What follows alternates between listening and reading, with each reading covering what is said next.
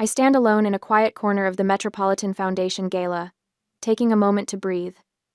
The glittering chandeliers catch the sequins on my midnight blue evening gown, casting tiny prisms across my skin.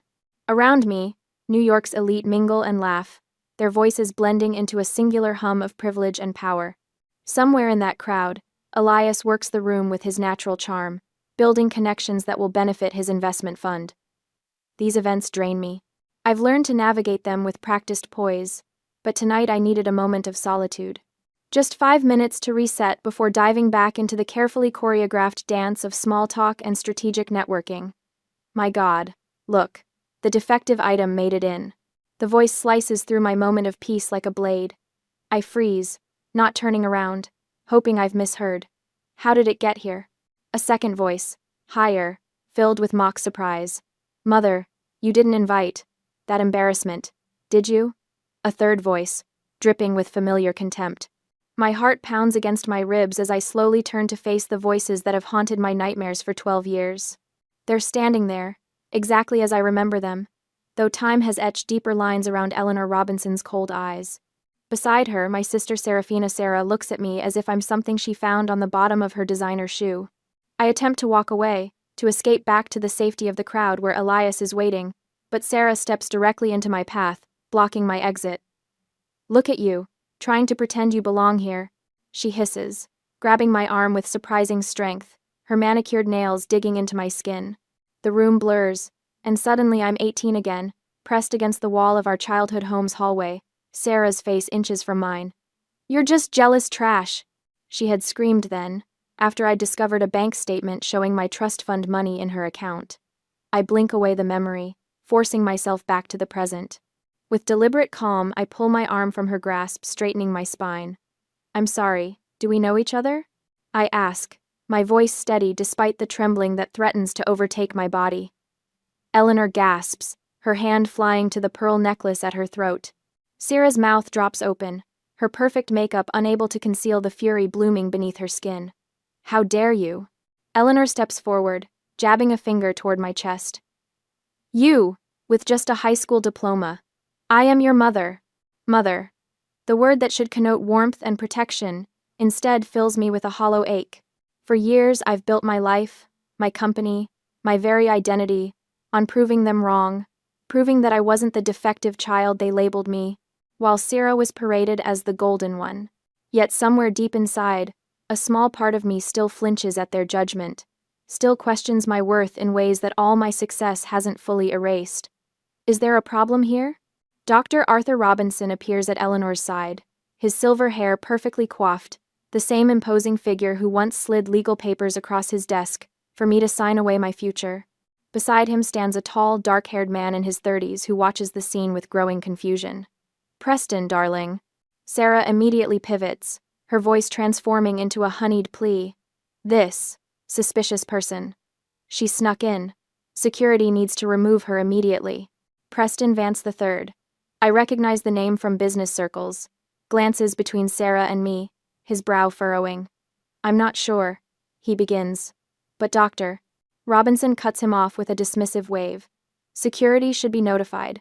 My father agrees, looking at me not as his daughter but as an unwelcome intruder, his eyes cold and clinical as if examining a particularly disappointing specimen. Preston's gaze lingers on me, recognition slowly dawning in his eyes. Wait, aren't you... Carlin, there you are. Elias's deep voice carries a warmth that cuts through the ice of this confrontation. He appears beside me, his tall frame commanding instant respect in his perfectly tailored tuxedo. His hand finds the small of my back, a steady, grounding presence. My family falls silent, momentarily thrown off by this unexpected development. I catch the briefest flash of an earlier moment this evening, Elias adjusting his tie in our penthouse, eyes concerned as he asked if I was truly okay with attending, knowing they would be there. I know they are sponsoring a table tonight, he had said, voice gentle. I had responded with false bravado. I'm fine, Elias. They're just strangers now. How wrong I had been. Eleanor recovers first, her social instincts kicking in as she assesses Elias's obvious wealth and power. She steps forward, extending her hand to him. Sir, you don't understand who you're with, she says, her voice dripping with false concern. She gestures toward me with a dismissive flick of her wrist. This is our problematic older daughter, a high school graduate only, no ambition, a parasite. Elias doesn't take her hand. His expression remains neutral, but I feel the tension in his body beside mine. We had to throw her out of the house 12 years ago for our own sanity. Eleanor delivers this final blow with the practiced precision of a surgeon's scalpel. The room seems to hold its breath. My expression remains controlled, years of boardroom negotiations having taught me how to mask my reactions, but my hands begin to tremble at my sides, the only outward sign of the storm raging within me. I feel Elias shift beside me, and I know what comes next will change everything. I can't breathe as my father's words echo in my mind. The Metropolitan Foundation gala around me fades to gray, and suddenly I'm 18 again, sitting in my father's wood-paneled study.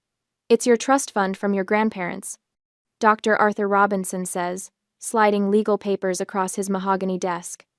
His tone is dismissive, as if we're discussing something as trivial as a grocery list. Just sign here, and we'll invest it for your future. My younger self nods, pen poised above the signature line. I remember the weight of that Mont Blanc pen in my hand, how important it made me feel to be included in family financial matters. Trusting, naive. I scrawl my name across the dotted line without reading the fine print.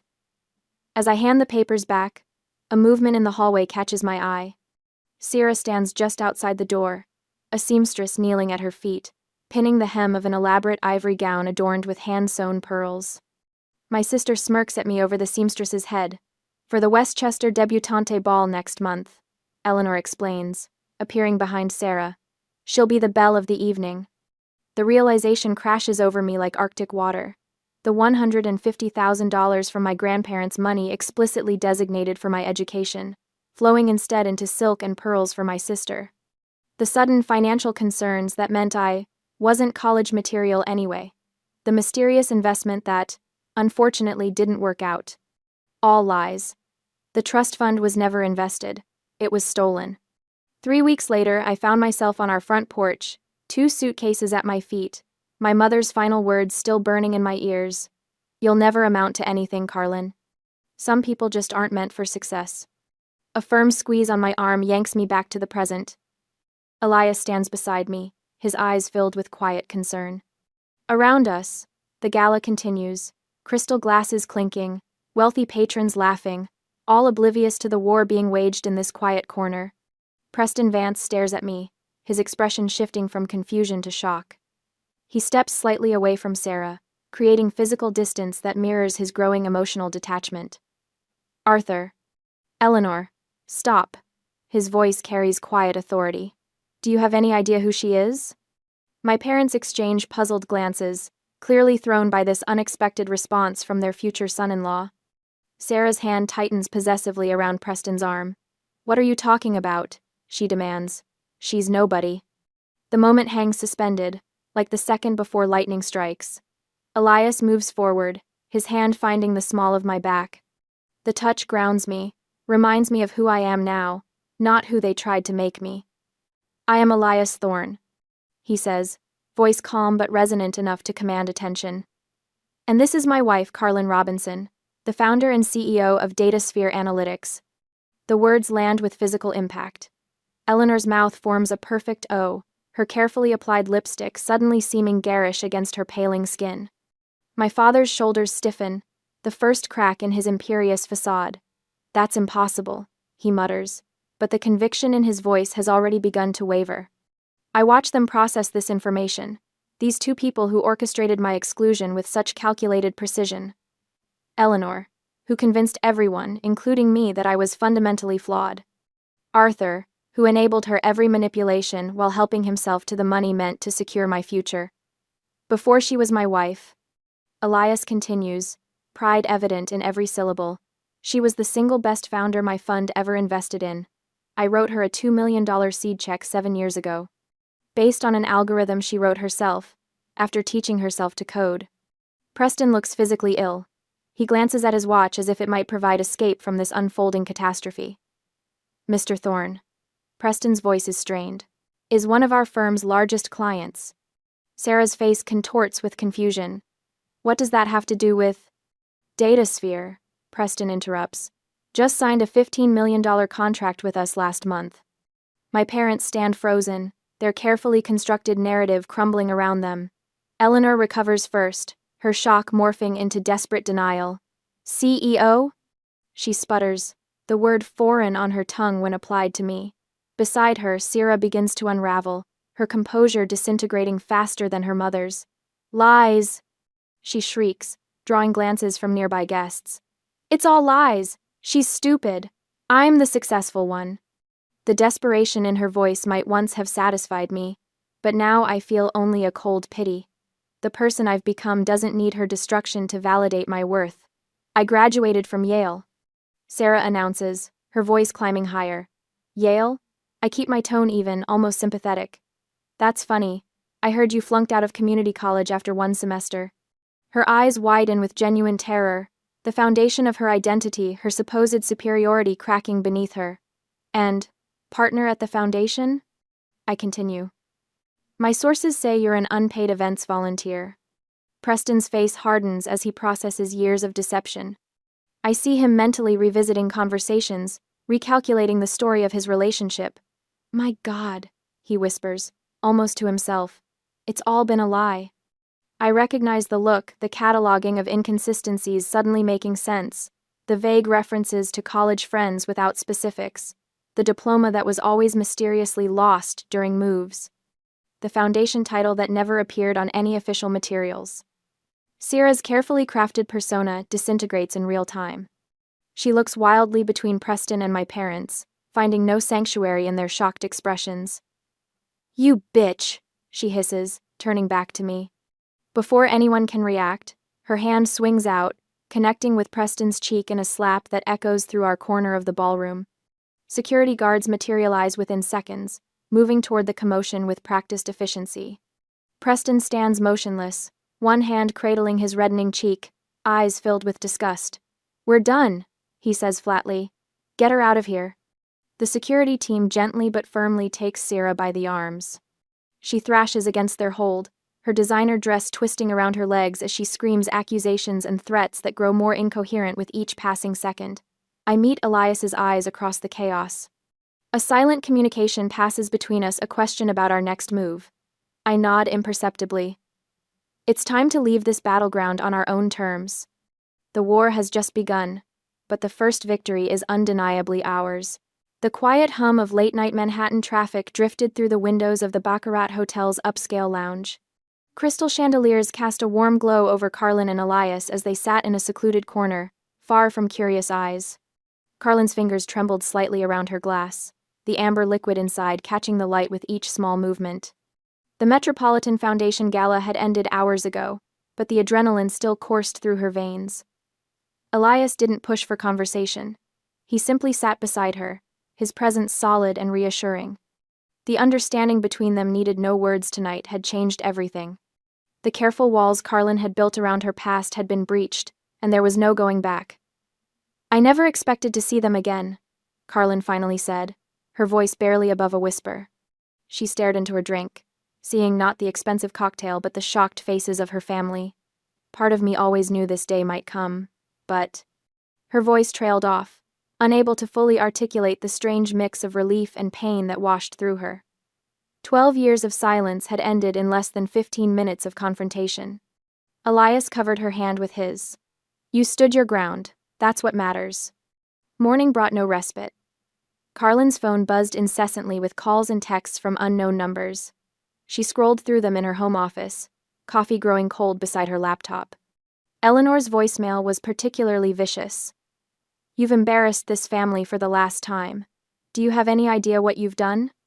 Arthur's message followed, his surgeon's voice stripped of its clinical detachment. You'll regret this public spectacle. We raised you better than this. Worst were Sierra's texts, each one more unhinged than the last. The perfect facade of the golden child had crumbled completely, revealing the desperation beneath. By midday, Carlin received word through business channels that Preston had canceled the engagement. The Robinson family had wasted no time launching a counteroffensive, spreading whispers about DataSphere's business practices and Carlin's character to anyone who would listen. 3 days later, Carlin stood in her office at DataSphere headquarters, gazing at the Manhattan skyline through floor-to-ceiling windows. The room was a testament to her success. Awards lined the shelves, patents hung in sleek frames, and team photos captured moments of triumph that no one in her family had bothered to acknowledge. Her eyes drifted to a small frame tucked on a lower shelf. Her high school graduation photo, the one day when her accomplishments should have been celebrated. The image showed her alone in cap and gown, no proud parents or family members beside her. She had taught herself to code that summer, determined that if education was to be denied her, she would find another path. "Mrs. Thorne, your legal team is here," her executive assistant announced, interrupting her thoughts. Carlin turned from the window, squaring her shoulders. "Send them in." As the door closed, she added in a voice that carried the weight of her decision, "It's time to document everything." Over the next 2 weeks, Carlin approached her family's attacks with the same methodical precision that had built her company from nothing. Every call, every text, every rumor was cataloged and countered. She would not be blindsided again. The parking garage at Mount Sinai Hospital was nearly empty when Carlin visited a client who was recovering from surgery. The sharp click of her heels echoed between concrete pillars as she made her way toward her car. She didn't notice the figure stepping from behind a column until it was directly in her path. "Carlin." Her father's voice stopped her cold. "Doctor." Arthur Robinson looked haggard, his usually immaculate appearance showing signs of strain. "This has gone too far. You must fix this." "Fix what exactly?" Carlin asked, her voice steady despite her racing heart. "The truth coming out?" Arthur stepped closer, lowering his voice. "Do you know how many lawsuits are surfacing now? Without Preston's legal protection, former patients are coming forward with claims that could ruin me." The pieces clicked together in Carlin's mind. Preston's firm had been burying malpractice claims. No wonder they'd been so eager to cement the connection through marriage. "Sounds like you're reaping what you've sown," Carlin replied, moving to step around him. Arthur reached for her arm but stopped himself. "We're your family, Carlin." "No," she said simply. "You haven't been my family since you stole my future and threw me out." The next morning, Elias informed her he'd arranged a security detail for her. "Just until things settle," he explained. Over breakfast, his concern evident.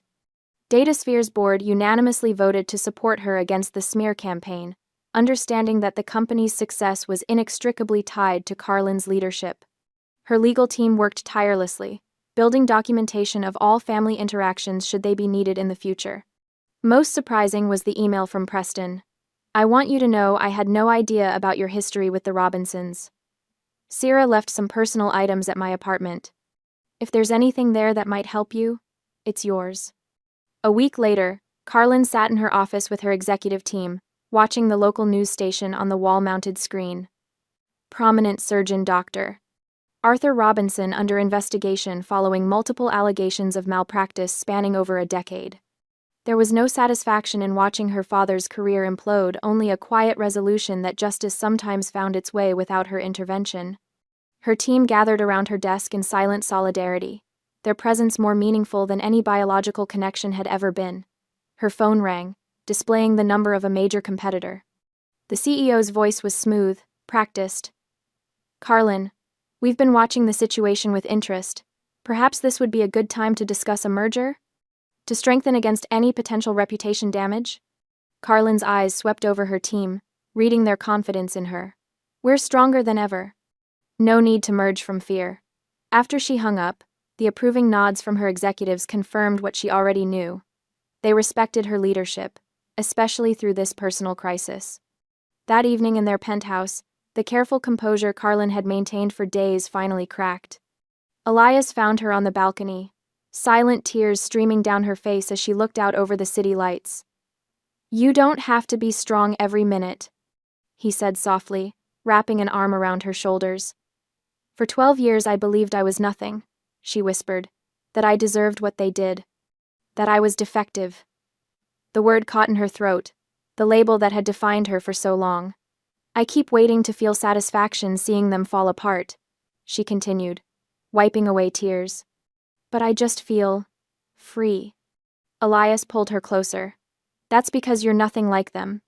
The next day, Carlin sat across from a forensic accountant in the conference room, reviewing documents spread across the polished table.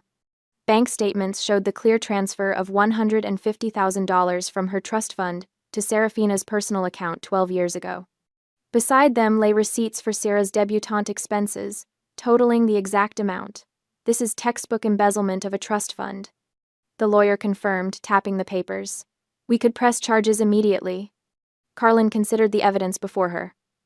No, she decided. Let's keep this as our insurance policy. They'll make their next move soon enough. That night, her phone rang just after midnight. The screen displayed an unknown number, but Carlin knew instantly who it was. Carlin. Eleanor's voice sounded uncharacteristically broken. It's your father. He's lost his license.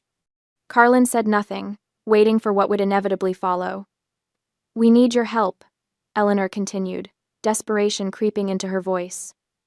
We're your family. Across the room, Elias looked up from his book. Their eyes met, and in that silent exchange was the strength of a true partnership. No, Eleanor, Carlin replied, her voice firm and clear. You're not my family. You're just people who share my DNA. She heard Eleanor's sharp intake of breath before ending the call, cutting the final thread that had bound her to her past. 3 weeks after the gala incident, I sat in the glass-walled conference room of DataSphere's executive floor. Morning sunlight streamed through the windows, illuminating the faces of my leadership team as we reviewed quarterly projections. The analytics division had exceeded targets by 17%, and our newest algorithm was performing better than expected in beta testing. These numbers look promising, I said, making notes on my tablet. Let's discuss scaling the rollout schedule. My assistant, Rachel, appeared in the doorway, her usual composed expression replaced by barely concealed anxiety. She gestured apologetically. Mrs. Thorne, I'm sorry to interrupt, but your lawyer is on the phone. She says it's urgent. Something in her tone made my skin prickle. I nodded to my CFO to continue the presentation and stepped into my office, closing the door behind me. Diane, what's happened? I asked, keeping my voice level despite the apprehension building in my chest. The Robinsons have filed a lawsuit against you, she said without preamble. They're claiming $5 million for elderly support and family obligation. They're citing filial responsibility statutes. The words hit me like a physical blow. Not shock, I'd half expected something like this, but the sheer audacity of their demand. $5 million. After everything they'd done. I took a deep breath, my mind already calculating potential moves and countermoves. Send me the full complaint. I'll clear my afternoon schedule. Are you all right, Carlin? Diane asked, concern evident in her voice. Perfectly fine, I replied, already thinking 3 steps ahead. This isn't unexpected, just disappointing. Within the hour, I had assembled my legal team in the private conference room on the 35th floor. 5 attorneys sat around the table as Diane laid out the details of the Robinson family's claim. They're arguing that as financially successful offspring, you have a legal obligation to support your elderly parents in their time of need, she explained, scrolling through the complaint on her tablet. They've cited your annual income, the value of your company, and even included photos of your penthouse from that architectural magazine spread last year. Jonathan, our lead counsel, frowned as he reviewed the documents. It's a desperate move, but one that could drag on for years if we let it. Even with the flimsiest of legal grounds, the discovery process alone would be invasive and time-consuming. And the publicity? I asked, already anticipating the answer. Potentially damaging, admitted Caroline, our PR director. They've already approached 2 financial news outlets for interviews. We've managed to delay publication, but they're painting themselves as abandoned elderly parents whose daughter has forgotten her roots. The conference room fell silent as everyone waited for my reaction. I could feel their concern not just for the company's reputation, but for me personally. These people knew me, had worked with me for years. They'd seen the aftermath of the gala incident, witnessed my composed exterior while navigating the initial media interest. We could settle, Jonathan suggested carefully. Make this go away quietly with a fraction of what they're asking. Say, $500,000? With ironclad NDAs, of course. I stood up and walked to the window, looking out at the Manhattan skyline. The glass felt cool against my fingertips as I considered our options. No, I said finally, turning back to face my team. I won't pay them a penny for their extortion. My voice remained steady, but the anger I felt had crystallized into something cold and precise, a weapon rather than a liability. Diane, contact Melissa Ross at Forensic Accounting. I need her team ready to work by tomorrow morning. The next day, I met with Melissa and her financial investigator, James Torres, in their downtown office. Spread across the conference table were stacks of documents, bank statements, trust fund paperwork, and legal filings dating back 12 years. We've established a clear paper trail, Melissa explained, arranging the evidence chronologically. When you turned 18, your grandparents' trust fund of $150,000 was placed under your parents' control as trustees. James pointed to several highlighted signatures. Here are Arthur and Eleanor Robinson's signatures on the transfer authorization. And here, he slid another document forward, is the bank statement showing the full amount transferred to Serafina Robinson's personal account 3 days after you left home. And these, Melissa continued, laying out a series of receipts, are payments to Broderick Events Planning, Elite Couture, and the Plaza Hotel, totaling exactly $150,000, all for Serafina's debutante ball that summer. I picked up one of the receipts, a custom gown from a designer boutique. The date matched perfectly with when I had been sleeping on a friend's couch, working double shifts at a coffee shop. This is clear evidence of embezzlement from a trust fund, James stated matter-of-factly. The money was specifically designated for your education, according to the original trust documents. Unfortunately, Melissa added, the statute of limitations for criminal charges has expired, but this evidence is compelling for a civil countersuit. I nodded, taking photographs of each document with my phone. Make copies of everything. I want this information ready for our legal team by this afternoon. 2 days later, the first blow landed. The Robinsons gave a tearful interview to a local news program. Eleanor, dressed in a modestly priced sweater set that I had never seen her wear before, dabbed at her eyes with a handkerchief as she described their financial hardships following Arthur's unjust loss of his medical license. After all, we sacrificed for her education, Eleanor whimpered into the camera, for her to abandon us this way. The segment featured carefully selected family photos, me at 10 years old smiling between them at a Christmas gathering, another from my high school graduation with Arthur's arm awkwardly placed around my shoulders. Photos that created the illusion of a loving family, erasing the years of emotional abuse and neglect. By morning, DataSphere's stock had dipped 3 points. A small drop, but a warning of what could come if the narrative continued unchallenged. I was reviewing our response strategy when Elias called. I've activated my network, he said without greeting. 3 financial journalists are already looking into the Robinson family finances, and Preston Vance reached out. He wants to provide a sworn statement about Sarah's deceptions. That's unexpected, I replied, feeling a flicker of surprise. Not really. Apparently she tried to reconcile with him by claiming you manipulated him at the gala. He wasn't amused. Within hours, the DataSphere board issued a unanimous statement of complete confidence in my leadership. My employees organized a spontaneous social media campaign highlighting the company's achievements and my mentorship initiatives. Former teachers and academic advisors began coming forward with their own statements. She succeeded despite them, not because of them. My high school calculus teacher told a technology blog, Carlin built herself from nothing after that family discarded her. The tide was turning, but I knew we needed something more definitive to end this once and for all. That day, Rachel appeared at my door again. There's an elderly woman here to see you. She doesn't have an appointment, but she's quite insistent. Says her name is Margaret Thompson. A.S. The name meant nothing to me, but something in Rachel's expression made me curious. Send her in.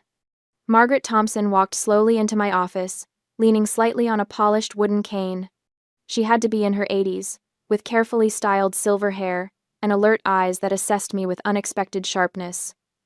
I'm Margaret Thompson, she said, her voice stronger than her frail appearance suggested. I was your grandmother's best friend for 40 years. My breath caught. My grandparents had died when I was 14. I had few memories of them, just vague impressions of warmth and holiday visits. Please, sit down, I said, indicating the chair across from my desk. She settled herself carefully before continuing. I was the executor of your grandparents' trust fund. I've kept copies of all the original documents.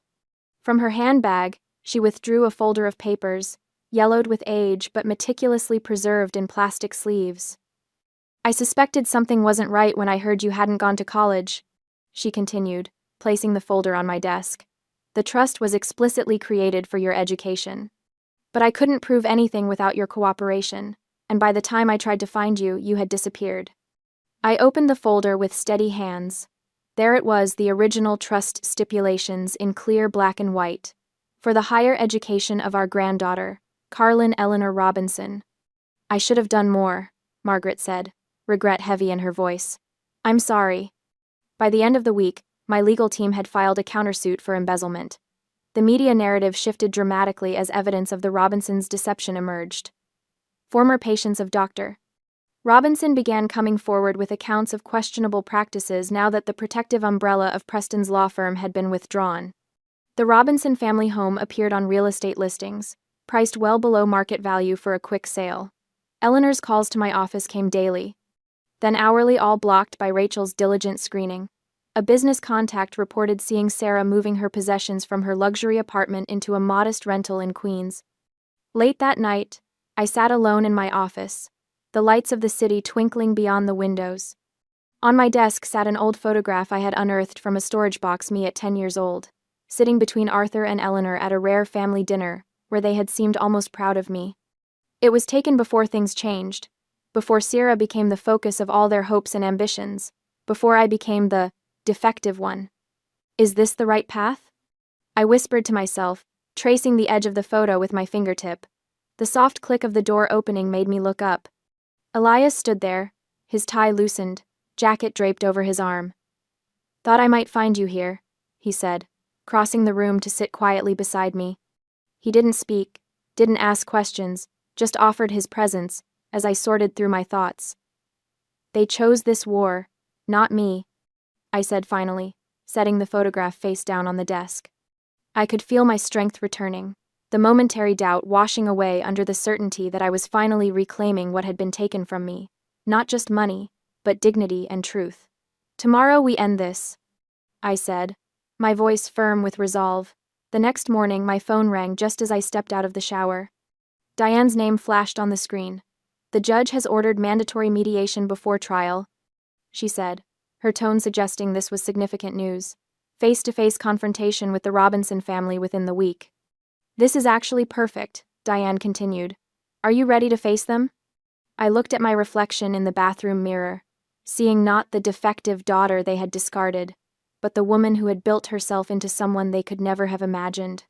"I've been ready for 12 years, I replied. Elias appeared behind me, meeting my eyes in the mirror. He reached for my hand, giving it a gentle squeeze of solidarity as we prepared for the final confrontation. On the confrontation day, I sit perfectly still in the sterile, windowless mediation room, my back straight and eyes forward. The fluorescent lights cast a harsh glow over the conference table, where my parents await my arrival. They look like strangers now, haggard shadows of the polished figures who once commanded respect in every room they entered. Eleanor fidgets with the cuff of her cheap suit jacket, a far cry from the designer labels she once wore like armor. Beside her, Arthur hunches forward, the once proud surgeon now diminished, his eyes fixed on the scratched surface of the conference table. Their lawyer, a nervous man with thinning hair and ill-fitting clothes, shuffles papers without purpose, clearly out of his depth. When Elias and I enter with my legal team, the shift in power is palpable. My Armani suit feels like battle armor as I take my seat across from them, my expression revealing nothing of the storm of emotions churning beneath my composed exterior. "Carlin, darling." Eleanor extends her hand toward me, her voice softening into the maternal tone she reserves for public performances. "Can't we talk as family? This has all gone too far." "This has gone far enough, Carlin," Arthur adds, his voice attempting to summon the authoritative tone he once used to silence me at the dinner table. The effect is hollow now, like an actor who's forgotten his lines. Their lawyer clears his throat. "Miss Robinson, surely you understand the importance of family loyalty. There's been a misunderstanding about the trust fund. Your parents have always wanted what's best for you. After all we've done for you," Eleanor adds, her eyes glistening with tears, I recognize as manufactured. I've seen this performance before. I remain silent, watching as they reveal their desperation with every word. Elias sits beside me, his steady presence anchoring me against the undertow of old conditioning that threatens to pull me back into doubt. The Robinsons' lawyer straightens his crooked tie and pushes a document forward. We're asking for $5 million in support under filial responsibility laws. Your parents are experiencing financial hardship, and as their daughter, you have a legal obligation to provide care. His voice gains confidence as he continues. This process could drag on for years, Miss Robinson. The media attention alone could damage your company's reputation irreparably. He leans forward, lowering his voice. This will follow you forever unless you settle. The room falls silent as all eyes turn to me. I feel Elias's hand brush mine under the table, a reminder that I am not alone this time. My lawyer, a silver-haired woman with razor-sharp eyes, places a single manila folder on the table. The sound of it sliding across the polished surface seems to echo in the tense silence. Mr. and Mrs. Robinson, she begins, her voice calm and measured. You are suing for parental support. However, we have here the financial records for the $150,000 trust fund left for Carlin's education. She opens the folder and slides several bank statements across the table. These statements show the full amount was liquidated and transferred to Miss Serafina Robinson's personal account. Arthur's face pales as she continues. The transfer occurred exactly 3 days after Carlin was forced from your home. My lawyer taps a fingernail against the date highlighted in yellow. And, according to these receipts, the purpose appears to have been to pay for what appears to be a debutante ball. The door opens, and Margaret Thompson walks in, her silver hair pulled back in a neat bun. At 78, she carries herself with quiet dignity, clutching a leather portfolio to her chest. This is Margaret Thompson, my lawyer announces. She was the executor of the trust established by Carlin's grandparents. Margaret opens her portfolio and produces the original trust documents. These stipulate that the funds were exclusively for Carlin's education, she explains, her voice steady despite her age. My lawyer continues the assault, placing more documents on the table. Fraudulent transfer papers bearing Arthur and Eleanor's signatures. Receipts from vendors for the debutante ball that match the exact amount of my trust fund. And finally, photographs of Sarah in an elaborate custom gown. That isn't support, my lawyer says, leaning in so that my parents can't escape her gaze. In this state, it's called embezzlement.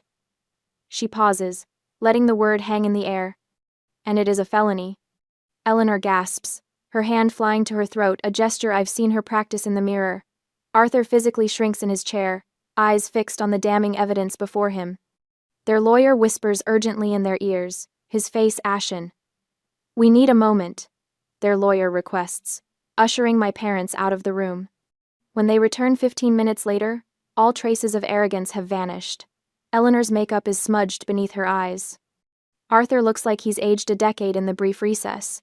We would like to withdraw our lawsuit immediately, their lawyer announces, his voice flat. We're prepared to proceed with criminal charges, my lawyer counters. Please, Carlin. Eleanor's voice breaks, stripped of its usual manipulation. We'll lose everything. Arthur cannot even look at me, his hands trembling as they rest on the table.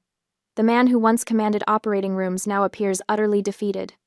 I take a deep breath, feeling the weight of this moment a crossroads I never expected to reach.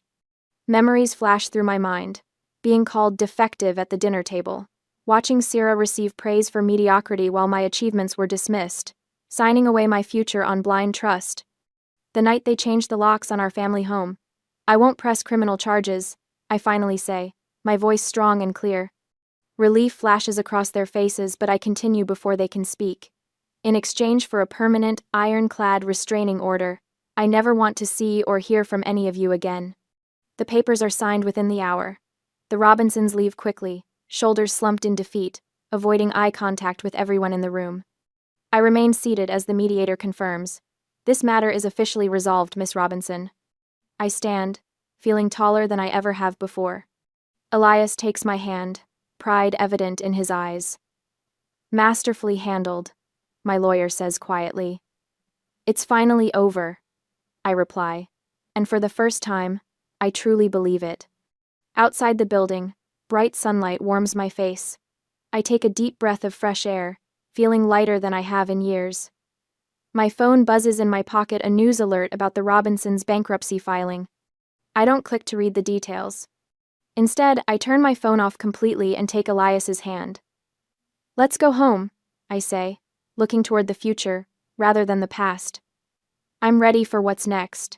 I stand at the floor-to-ceiling windows of DataSphere's expanded headquarters, watching as the marketing director guides our newest client through the final signing ceremony.